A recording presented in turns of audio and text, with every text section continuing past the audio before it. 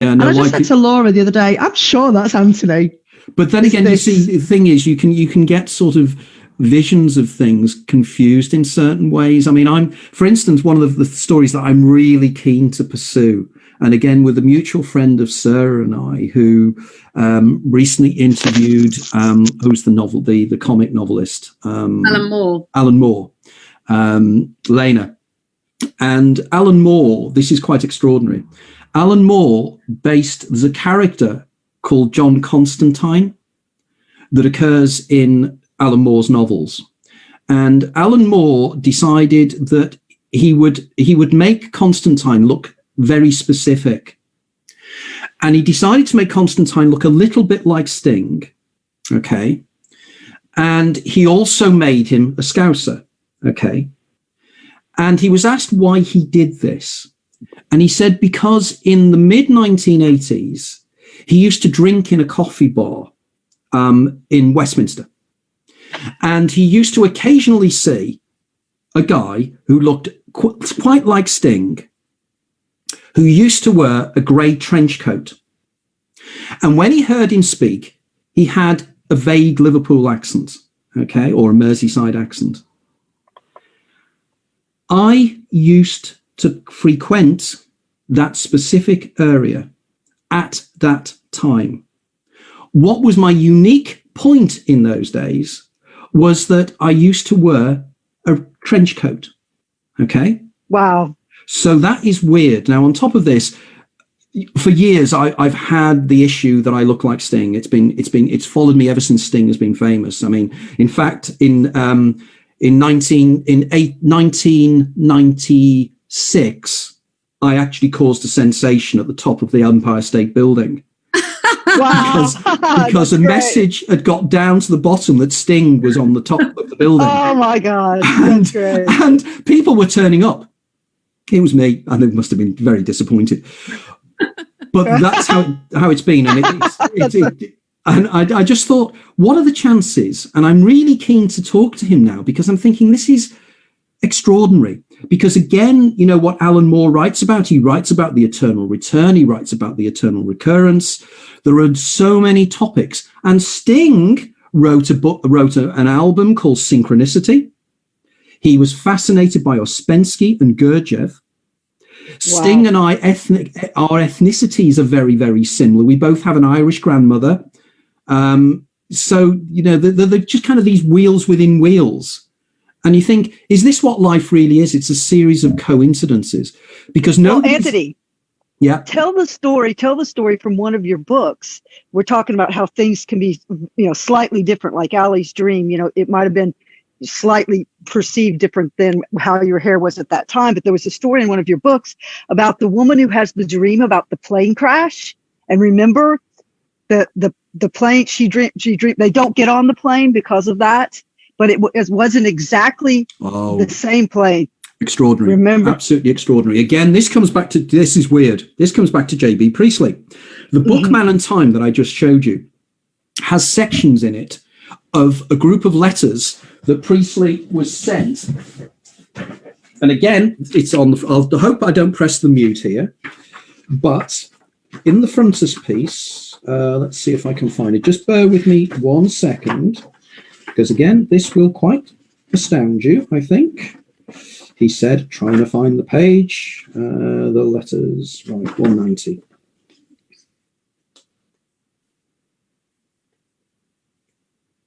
Right. There's a photograph of JB Priestley with all these letters, okay? Now, many years ago, I was approached by the National Theatre in London to do a talk before a JB Priestley play, Time in the Conways. And they wanted me to do a platform event beforehand, which I agreed to do, together with Professor Jeff Forshaw, who was Brian Cox's PhD tutor. And Jeff has written a series of books with Brian Cox at the moment, or has done over the years. I needed to do a little bit of research about Priestley. I'd written a little bit about him, but nothing in great detail. I then found that JB Priestley's son, Tom Priestley, was giving a talk at the Playhouse Theatre in Liverpool before a production of a play called When We Are Married. I phoned up the theatre and I said, is there any chance that I can meet up with Tom Priestley? Because I'm doing a talk at the National Gallery, at the National Museum, National Theatre in a few weeks' time. Can I meet up with him? I got a message back and Tom said, yeah, he would love to meet up with me. So Tom and I had lunch. Now, Tom Priestley is a fascinating character. He's Priestley's son. And he was the guy, do you know the dueling banjo sequence in the movie Deliverance? Sure. He was responsible. Absolutely. He was responsible for that. He won an Oscar for the sound of Deliverance. And in fact, he told me while he was there, or he told me subsequently when we met up again, if you look at the dueling banjo sequence, you know, with the strange kid that's playing it, if you look at the hand that's playing the chords, it's a man's hand. It's a grown man's hand because the kid couldn't play the banjo. So what they did was they had one of the banjo players underneath the thing, and he was playing the hand was playing it and the kid was just strumming, which is extraordinary bit of information you get from somebody. But that's an aside. So I meet up with Tom and I explain about my books and everything else, and he said, my father would be fascinated by your work. Do you know that in 1962 he was on a TV show called Monitor? And I said, yes, I do. That's where he got the letters from. And he said, yes, he was on with Hugh Weldon. And he turned around and he said, Hugh Weldon, it was on a Sunday night in 1961 or something like that. Hugh Weldon looked towards the camera and turned around and said to the audience, if anybody's had any extraordinary experiences with time, any time slips or anything strange like that, please write into us and we'll forward the letters to Mr. Priestley. And that's the photograph you just saw where Priestley received the letters. He was expecting to get half a dozen. He got 3,000. Okay. When he wrote Man and Time, he selected about half a dozen of them. But the rest of them he just put in a suitcase and left it under his bed. He died in 1984. And after he died, they went through his stuff and Tom found the letters. And Tom donated the letters to the Cambridge University Documents Library at Cambridge University. And Tom turned around to me and he said, would you like to read the letters? I can facilitate a way to get you to read the letters. And he said, all I need to do is to contact Oxford and contact the Society for Psychical Research. And I said, I'd love to. I'd absolutely love to. So I went up and I spent 2 weeks going through the letters. Now, a lot of the letters I still haven't written up about, but my book, The Time and the Rose Garden, the JB Priestley book, I have a whole section on the letters at the end, together with a description of an unknown JB Priestley play, an unknown JB Priestley time play that's never been performed. Absolutely. There's only me and about half a dozen people know about this play, including Luke Dodgson, who's a mutual friend of Again Sarah and I's, who is on Facebook, who's JB Priestley's great-grandson, by the way, who's been on this show as well in the past. So I go up and I go through the letters.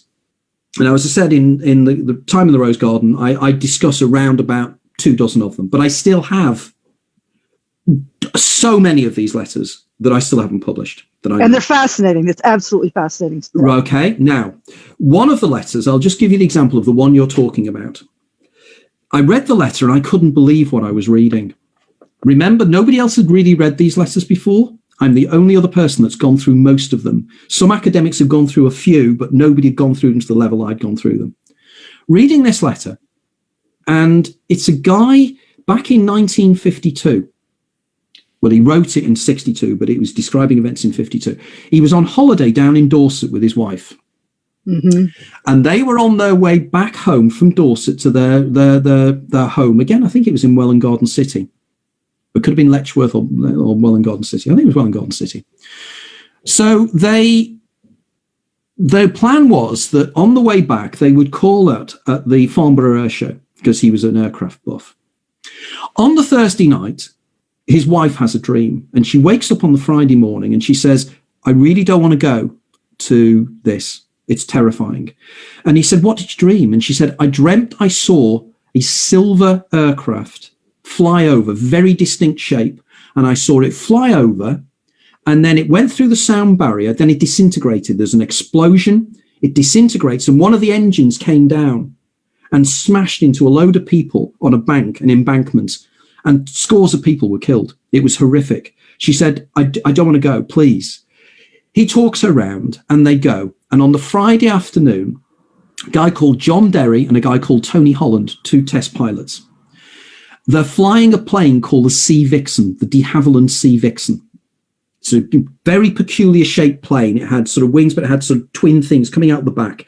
And it was a supersonic aircraft. It comes over and it goes over the Farnborough Air Show and it goes through the sound barrier. And as it goes through, the wife sees the silhouette and she goes, "Oh my God, it's that plane. It's that plane." As it gets closer, he says, "No, it isn't." The husband says, "No, it isn't. Look closely. You said the plane was silver. That's black." And she said, "Oh my God, you're right. It's not the same plane. It just looks like it." The plane lands. Tony Holland and John Derry get out. They're okay. They're fine. The couple go home. The next afternoon, breaking news on the radio, on the television. There's been a terrible disaster at the Farnborough Air Show. Holland and Derry have been killed. The Sea Vixen disintegrated in the air. An engine came down and killed about 36 people. It was exactly what the woman described in the dream, with one exception. The black plane went it had technical problems the night before. So Derry and Holland got another flight back to, I think it was Cardington, where the prototype was, which had not been painted. It was silver. Right. Silver plane that disintegrated and killed people. Now, this is powerful evidence of John William Dunne's dream theory. John William Dunne, in 1927, wrote a book called An Experiment with a Time, based upon his own precognitive dreams, specifically one he had in 1903 down in South Africa. Won't go into the storyline, but Dunne's theory was that we all precognize dreams every night. And the dreams are made up of things we are going to experience in the next few weeks. Newspaper headlines, experiences, and everything else. Which means that when you have a precognitive dream, it's not of the event. It is of your experience of discovering the event. This was a classic proof of JW Dunne's hypothesis. She had precognised seeing the video or the film of the Farnborough Air Disaster. And I'll say to you guys now, tonight or tomorrow, go onto YouTube, put in Farnborough Air Disaster 1952. You will see a Pathe news film. The Pathe news film shows the silver aircraft flying over. That's what she precognised. Now, as a final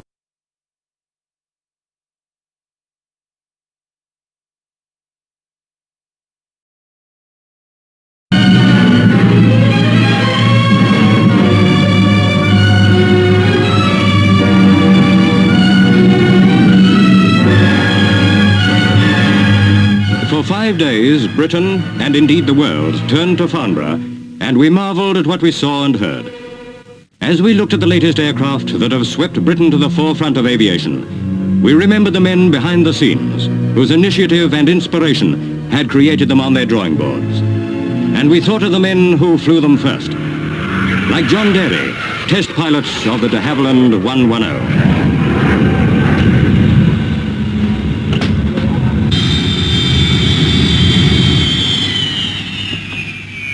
But those who watched during those 5 days could never know the feelings of the men whose job it was to take an aircraft through the sound barrier again and again.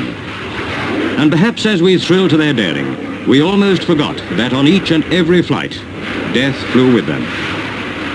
But those who were there on the 6th day will never forget.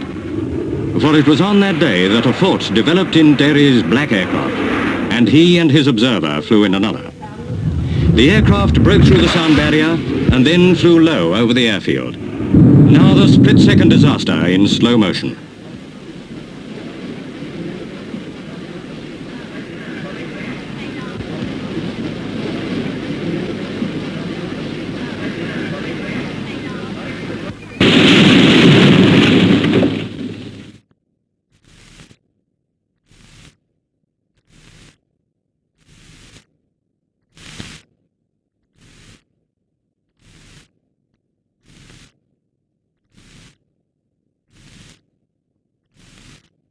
Far better not to show the harrowing scenes that followed.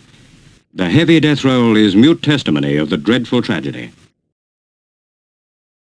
corollary to this, and this makes it even weirder. My little group in Liverpool, my little Walker group, they used to meet in the Walker Art Gallery. I described that event to a group of them before I was doing a Billy Butler event, Billy Butler BBC Radio Merseyside show, and a group of us had got together to have a chat. Now, coincidentally, that day, Professor Sean Street and his wife had come up from Bournemouth. They're both Scousers, and he was about to retire, and they were planning to buy somewhere locally, which they've subsequently done. But they were in the group. They contacted me on Facebook, and we'd become friends, and they decided to come up.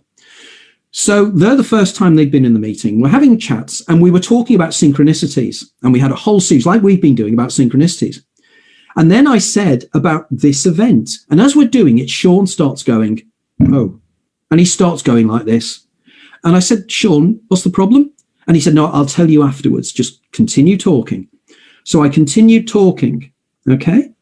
I finished describing what I just described, and Sean sat back and he said, we were talking about chance coincidences.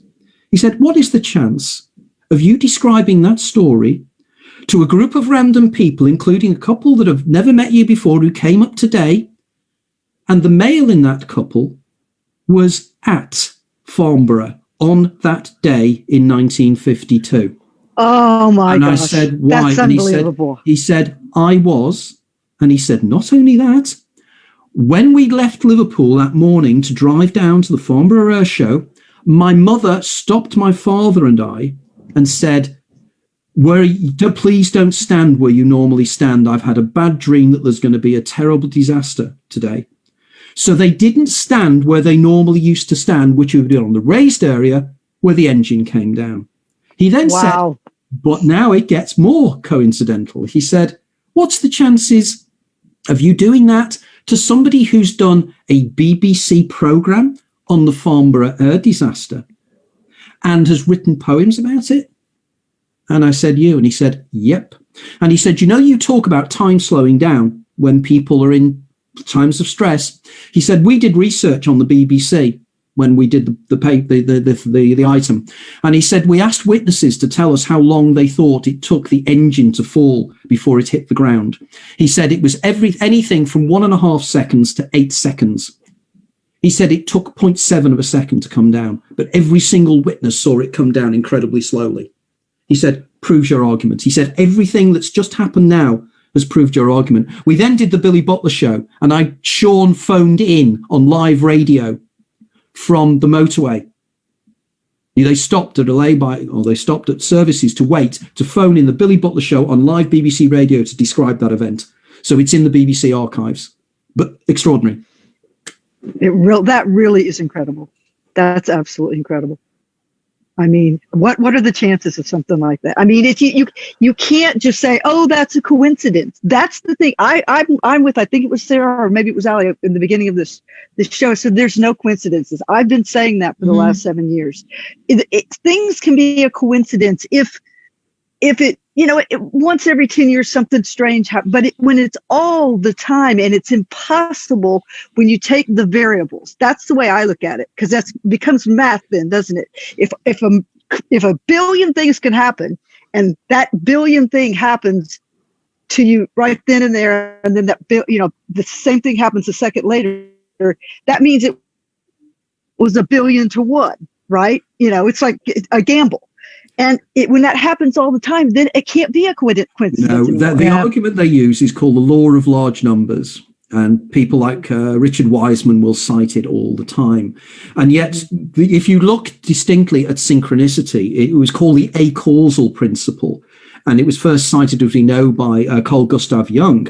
But people less know the fact that one of the people that worked with him on this was Wolfgang Pauli, who was the quantum physicist of the Pauli exclusion principle.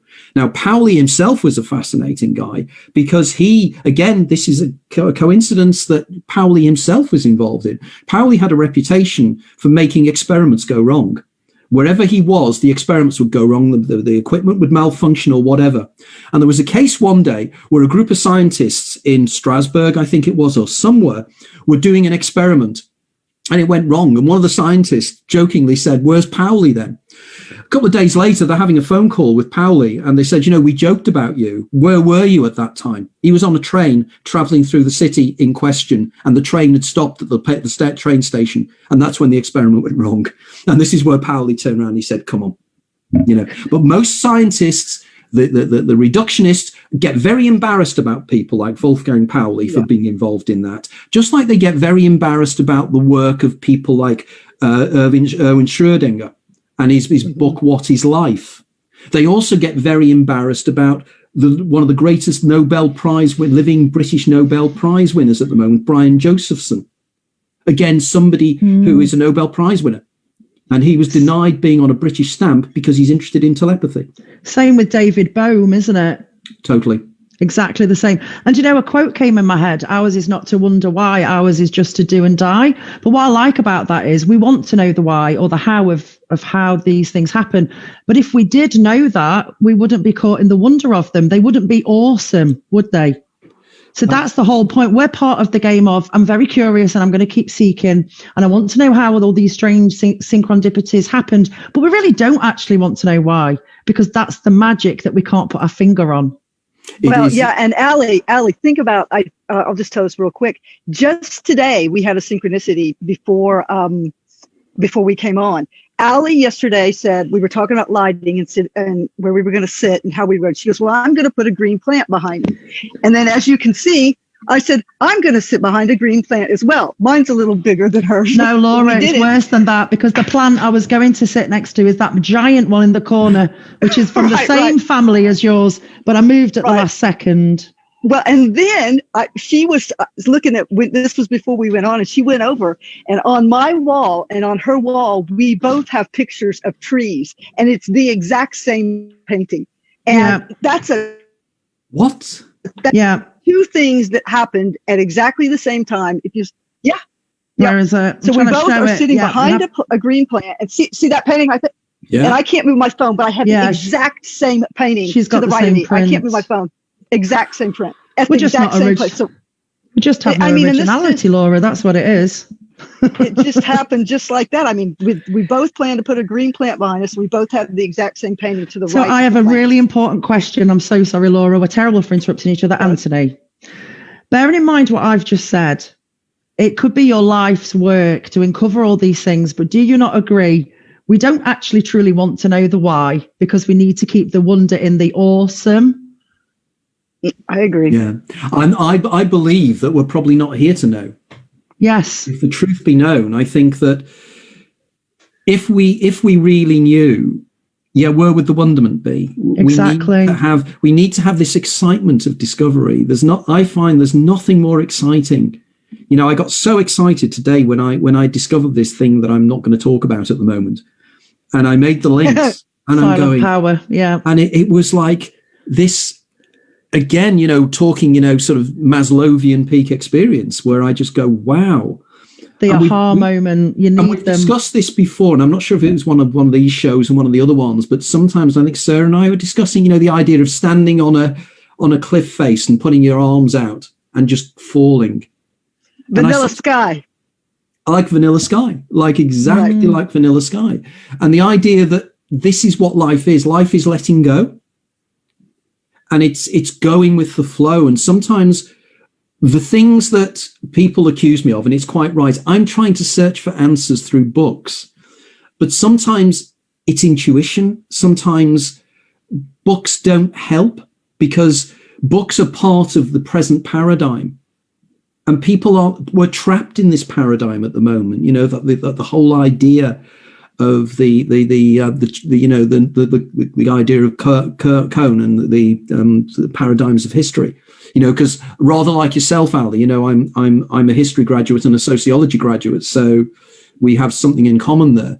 And you realize that ideas change, concepts change, the way we understand the world changes, and we're at the change now. We know that quantum physics is flawed. We know that, either there's David Bohm's hidden variables, and I'm more and more coming to the conclusion that Bohm's hidden variables and his implicate and explicate order are the answers.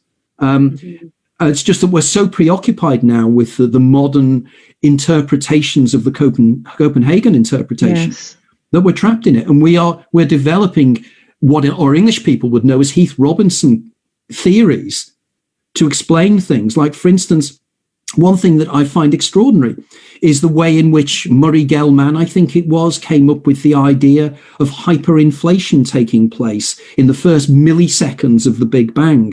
And the only reason this is because they've got to put that in there in order to accommodate what's been seen. So they come up with a bit of nonsense that makes no sense, that the universe, billions of times the speed of light, expanded in a billionth of a second from absolutely nothing. And we mean absolutely nothing, no time, no space. And again, in my new book, I'm going to be discussing this, that if the Big Bang wasn't big and it wasn't a bang, but more importantly, it created time. So how did it find the time to be a Big Bang? You know, and they come out with these things, you know. Right. So clearly there is, you know, we're almost in the same world as the medieval schoolmen with how many angels can dance on the head of a pin. Yes. And the idea of epicycles, you know, the retrograde motion of the outer planets, they couldn't explain. So they come up with epicycles. Yeah. We come up with dark matter. We come up with dark energy. We come up with all these things, but they're just as hypothetical. But we won't accept telepathy. We won't accept precognition. You know. Yeah, it's amazing how much nonsense there is actually in those kind of areas of science. I think often about the kind of witch trials and how the persecution of the witches was all about taking control of medicine and control of communities. And that after killing witches because they used like ridiculous, nonsensical formulas, the priests then took over treating people for illnesses, but they would do things like write the Lord's Prayer on someone's jawbone or touch a slug with a needle and then touch that needle onto them, which is the same stuff, really. And I think the thing with the ultimate truth is not knowable with the kind of intellect. So therefore, there's a gap there. That's why poetry is effective, because in the gaps that spontaneously arise, then you have divine inspiration, you have a feeling response, and so it moves you.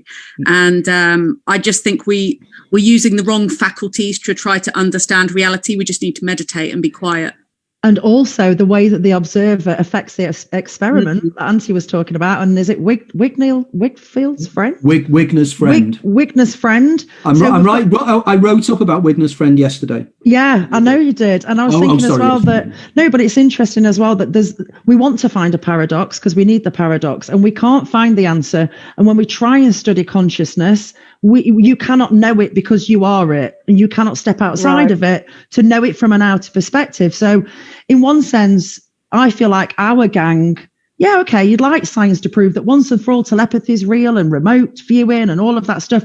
But it really, actually, we don't want that to be proved as real because, like Sarah's just said, it's all based on an intelligence that's so far beyond the human mind and comprehension, and that we're just little ants inside of it.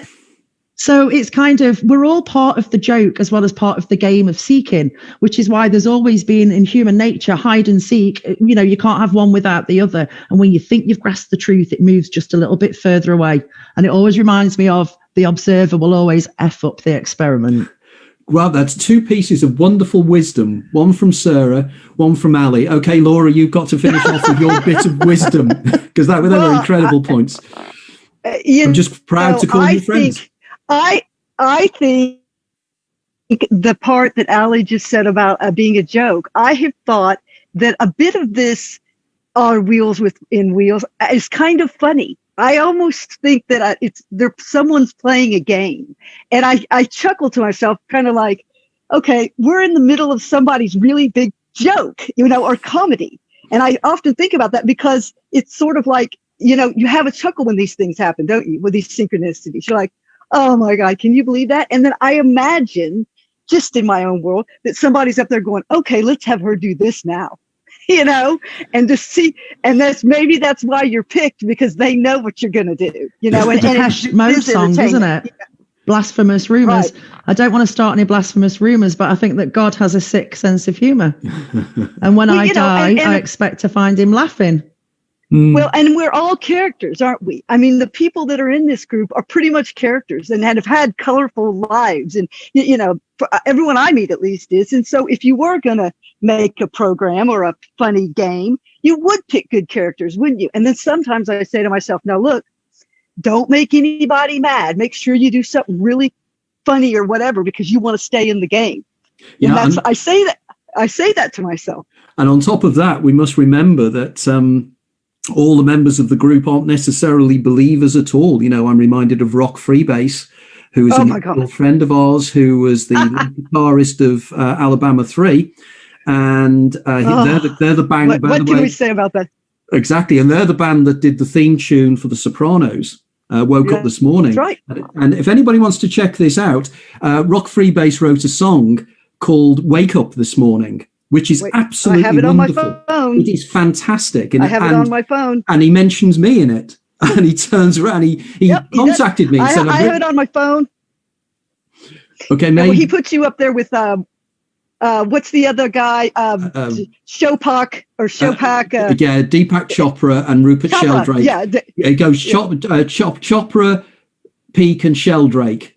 Right, and you're going to have to wake up and smell the coffee or something. But he did message me to say I'd put it in. But it's actually one of my favorite songs. I think it really. I have it on Bandcamp, and then I have another screenshot of all the words because I've obviously seen Alabama 3 times, and as you know, Rock Freebase actually spent the night at Pete's house. The night we were coming to meet you. Do you remember that? Was that not incredible? Oh, it was incredible. When he came, he joined us at the Bridge Inn, didn't he? There's a photograph of Martin, myself, and Stephen. Mike, yeah, and Stephen Baldwin, Stephen Baldwin. No, Stephen Bowman. Bowman, yeah. Yeah, who came over from Dublin for it, which I'll post again, actually, because it was a wonderful evening. I have tons of those pictures, but, we knew he was coming. Pete and I knew he was coming because Pete, being Pete, just called him up and just said, hey, you want to come and spend the night at our place? We live in New Brighton. We'll take the train over and meet Anthony Peake. And he goes, okay. I couldn't believe he said okay. Oh, that's right. Because you said, didn't you? Guess who's here? Yeah, and we were going to make it a surprise, And the thing is, with Rock, he was very controversial for all of us and has unfriended me since. But he was one of those ones that in our group, as you said, was a non-believer. But you sometimes need those people to draw you out so that you can prove or make your point. So you need someone to have the counterpoint. And boy, that's what he did, didn't he? Well, totally. I mean, we can't be reflecting mirrors. We have to be challenged. I want people to challenge me. I haven't got all the answers. And if somebody turns around to me and says that you've got your analysis of the Pauli exclusion principle or the or Heisenberg or whatever, and if you've misunderstood them, fine. You've misunderstood them. Tell me, and I will adapt and I will change. And that's one of the things people sometimes criticize me, that I'll change. But I'm changing because I'm not here. I'm not trying to prove anything. I'm trying to find answers. Just like I learned more about things in those years where we were all like sometimes 7 days a post would be going on and Rock would come on or some of the other people and say something. And then other people would come back and go, yeah, but this. And I learned more in those conversations than, besides your books, than I've probably ever learned in my life, because if someone came on that was just a total mathematician, everything had to be about math. And then someone would come on, but what about this? What about this? Then I learned a lot more when you had your Rock Freebases on there, because then people had to come and explain what else could it be. You know what I mean?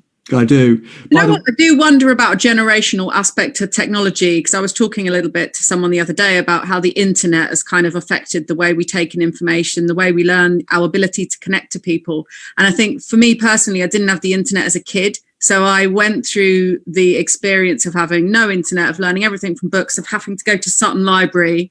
And there's something about a kind of evolution and a growth in your systems of learning if you've had to pass through different ways of taking in information. Because I feel now like there's a real experience of exponential growth in your access to information when you need it, and your education. And I wonder about kids these days growing up permanently plugged into the internet, and how technology may change, because I think virtual reality is going to be very interesting, and actually looking to the future, how virtual reality and things like that are going to affect consciousness and expand it beyond what it is currently. But even consciousness itself, it's just a word. It's interesting. It's like once you create a word, you've created that egregore of that concept. And we would have said a soul perhaps before, and previously people would discuss souls and even whether women have souls or not and things like this. So, we're creating through language this kind of dimension of reality that's abstracted from the actual source of it. So we're constantly laying egregore on top of egregore, I think. I think that's very true. And I think, the work you're doing in terms of virtual reality, the work that Carl Smith is doing is very intriguing. And I always argue that, or I've always believed that I couldn't do, I've always been frustrated that I'm old now, and therefore the amount of years I have ahead of me is restricted in some way. But I couldn't have done what I've done now any other time in my life. No, absolutely. And you know what, Anthony, I think you're probably still on the edge of some great leaps in longevity science. So you could probably get to about 280, I reckon, if you play your cards right. Oh, well, I can work on that one. And on that, I think that probably, we've gone nearly 2.5 hours, which is extraordinary. It is time dilation. Time dilation. Felt like 20 minutes. It did feel like 20 spread minutes. It out. Absolutely extraordinary. And I'd like to really thank you guys. We must try and do this again and have more people who are just readers in to just discuss their ideas and thoughts as well, because this really is building up to something extraordinary. The more we do these, they're just incredible pieces and they're all being recorded, so they're all up there. So, they're not lost and anything. We can watch them again and enjoy the humor and the fun and the friendship, which is really, really great. So, Laura, Ali, Sarah, thank you so much. Thank you so much. It was a pleasure. For being part of my life. It really means a lot to me. Thank you for being my Elvis. We'll keep you posted. We'll keep you posted. Oh, yeah, Elvis. We're calling you that now. You are my Elvis. Elvis Costello. No. Mr. The real President. Elvis. Yeah. Elvis Costello. Elvis Costello came from New Brighton. So, Thank you for the Peake experience is what we should be saying. Thank you. Yeah, I'm amazed you haven't stuck with the Peake experience, because it is just a great title. Yes. We did have that. I did a series of shows around about 15 years ago, which we call the Peake Experience, with a couple of American guys, which are still up there somewhere. And we had some quite interesting chats. But I still think, that I could probably use the term the Peake Experience quite reasonably because of my name. And I live in the Peake District. So you do indeed. Derbyshire. Yeah. I used to live in the Peake District, Ali. I used to live at Ravenstor Youth Hostel in between Buxton and Bakewell. Yes. I used to be down Crouch Way and Hathersage and all that. So we will live with the Peake District, the Peake Experience. And when the world reopens, we must all meet in person and see what thought forms we can produce. We need to create a conference. I've been to the Twin Peaks diner in, what's it called? I think it's called Twin Bend, the original diner. It was burnt down, the original one, but they rebuilt it and there was bottomless fries. Wow. Well, the other place we could go, there's a place in Northern California called Anthony Peake. So, really? Brilliant. It's not near Sedona, is it? I feel like I might have been there. Whereabouts is it? Anthony Peake is near Mount Shasta, that kind of area. Just said Sedona popped into my head. That's near Sedona, isn't it? Mount Shasta, Northern California. Sedona is in Arizona. Because I've been invited to speak in Sedona, by the way. So, one of the things will be that. But yeah, Peake District. I used to live in Alderley Edge. So, I sort of know the Peake District. When I moved up to Manchester, when I did a business contract up there and I had a relocation package, I remember people in Manchester saying to me that you've got to be careful where you buy because of the snow line. And I didn't believe them. And then I very quickly discovered there is a snow line you can see, can't you? It's extraordinary. Well, thank you, Anthony. Okay, thank you guys. Anthony. That's really wonderful. Okay. I will be recording this. It will be up on my YouTube channel probably late tomorrow. Been terrific. Been absolutely fantastic. Just extraordinary. Just thank you so much. Thank you. Okay, bye-bye. Take care. Bye-bye. Bye, I'll talk to you later. guys. Okay, bye-bye.